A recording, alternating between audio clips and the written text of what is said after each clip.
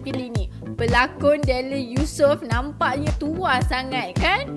Apa yang bertuah? Lah dia tak bertuah sebab kecoh sekarang ni yang Della Yusof. Ini dia gosip kita kali ni. Pelakon Della Yusof nampaknya bertuah sangat kan? Apa yang bertuah?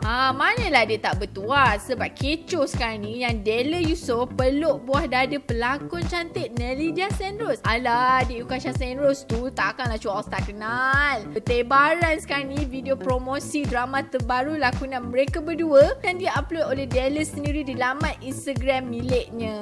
Dalam video tersebut, Della dan Nelidia dilihat sedang menunggang motosikal bersama.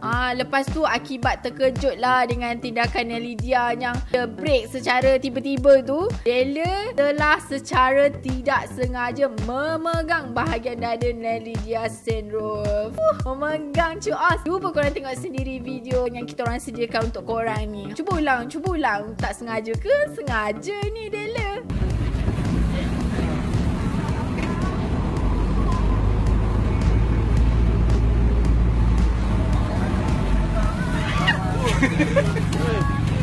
My God, panaskan cuas. Tindakan mengejut Della Yusof itu turut mengundang kecaman netizen. Adalah yang kutuk-kutuk ni kan, nasi lemak 50% lah, nasi lemak 20% lah, macam-macam.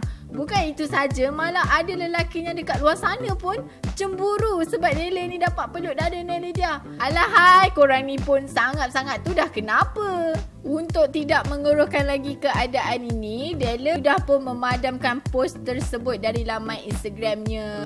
Lepas tu Della pun meminta maaf kepada semua orang sebab sebenarnya dia tak sengaja pun nak upload video macam tu. Niat dia sebab nak promo drama terbaru lakonan mereka berdua sahaja. Korang pun dah tak payah kecoh-kecoh, okey? Jaga je dada sendiri, cuas. Okeylah, itu saja.